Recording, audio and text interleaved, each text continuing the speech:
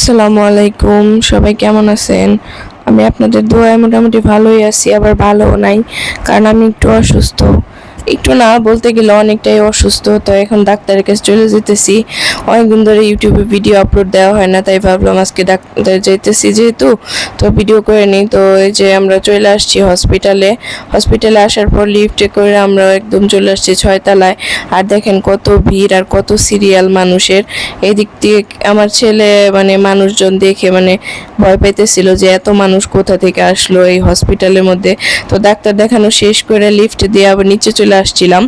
আর lift দিয়ে নিচে চলে আসা ফার্স্টে আমরা চলে গেছিলাম কিছু মানে বিকালের দিকে খাওয়া দাওয়া করতে, মানে একটা রেস্টুরেন্টে চলে গেছিলাম। তো অনেকদিন ধরে মানে বাইরে আসি না, আর বাইরে আসলে ওইভাবে খাওয়া হয় না, যেহেতু শরীর অসুস্থ তেমন ভালোও লাগে না। তো ভাবলাম আজকে যেহেতু বাচ্চারা সাথে আছে তাই যাই একটু খাওয়া দাওয়া করি। তো চলে আসছি ইয়ামডোতে থানা স্ট্যান্ডে।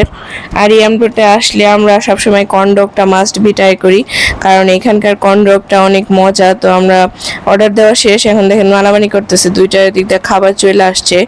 তা আমরা যা যা অর্ডার দিছিলাম চলে আসছে, সেগুলো আমরা মানে খাইতে বসে গেছি বাচ্চাদেরকে নিয়ে। আর আমার ছোট বাচ্চা তো এগুলো খায় না, ওরা একটা চিপস কিনে দিছি, ও তাতেই ঠান্ডা নিচে খেলতেছে মানে একা একাই।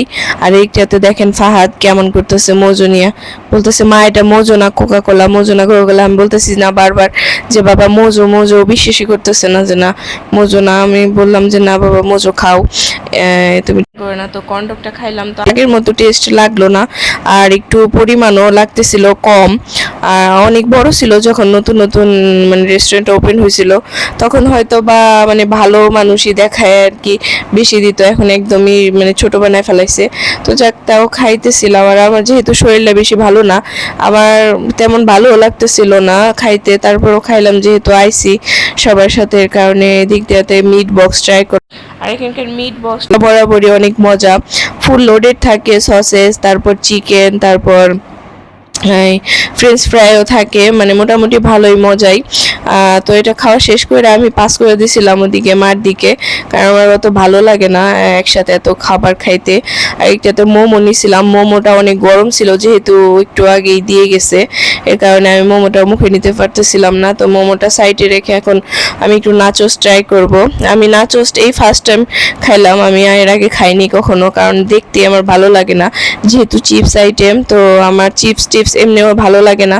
তো নাচোসটা ট্রাই করলাম, মোটামুটি এভারেজ মানে চলে। তো নাচোসটা বেশি ভালো লাগে না দেখে আমি বললাম যে ফাহাদ তোমরা খেয়ে ফেলো, আর আমার তেমন একটা ভালো লাগে না, যদি ভালো লাগতো হয়তো বা একটু খাইতাম, আর ভালো লাগে না যেহেতু, এর কারণে আমি আর বেশি একটা খাইলাম না। আর একটাতে আমি মোমো নিয়ে নিয়েছিলাম যেহেতু আমার মোমো অনেক ভালো লাগে। তো মোমোটা জুড়াইতেছিল একদিক দিয়ে, আর একদিক দিয়ে আমি খাইতেছিলাম। মোমো জোড়াই গেছে প্রায়, এর কারণে আমি একটু সস দিয়ে ভরাই নিলাম। আর আমার চোখ মুখ দেখে হয়তো বোঝা যাইতেছে যে আমি কতটা অসুস্থ।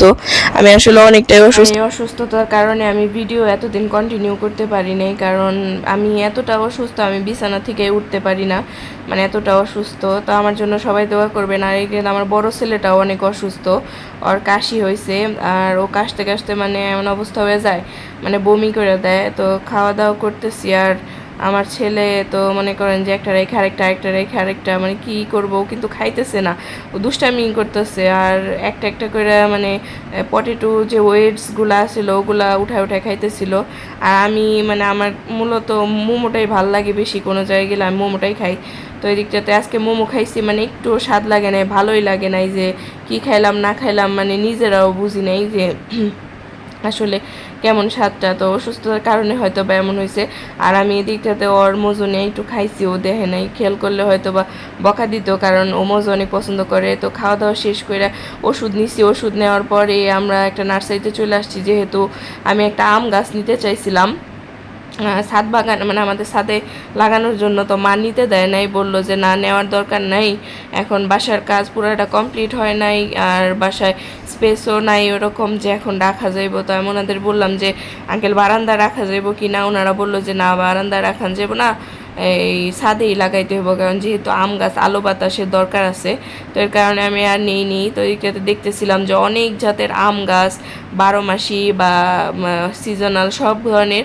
আর এটাতে দেখেন এই আম গাছটা এতটা আকর্ষণীয়, আর ফলগুলা মাশাল্লাহ আমার অনেক ভালো লাগছে। আমি এই গাছটা নিতে চাইছিলাম, কিন্তু মা বললো যে না, এখন নেওয়ার দরকার নাই, যখন বাড়ি কমপ্লিট হয়ে যাবো তখন নিও, এখন থাক আপাতত। পরে এদিকটাতে দেখেন ফুল গাছ, অনেক ধরনের ফুল ধরে ছিল। সবচেয়ে আকর্ষণীয় যে ফুলটা লাগছে সেটা হইলাম কাঠগোলাপ, লাল কালারের একটা কাঠগোলাপ। যে এই গাছটা মানে এত সুন্দর থোকায় থোকায় ফুল ধরে ছিল, মানে দেখলেই নিতে মন চায়। তারপরেও আমরা 2টা গাছ নিছি, একটা নিছি হইলাম বেলি ফুল গাছ, আর একটা নিছিলাম মরিচ গাছ, 12 মাসি মরিচ গাছ। তো নেওয়ার পর রিক্সায় উঠে গেছি, এখন বাসায় চলে যাবো, যেহেতু অনেকগুলা গাছ টাছ নেওয়া হয়েছে, এর কারণে বাসায় চলে আসছি। তো আজকের মতো বিদায়, আল্লাহ হাফেজ।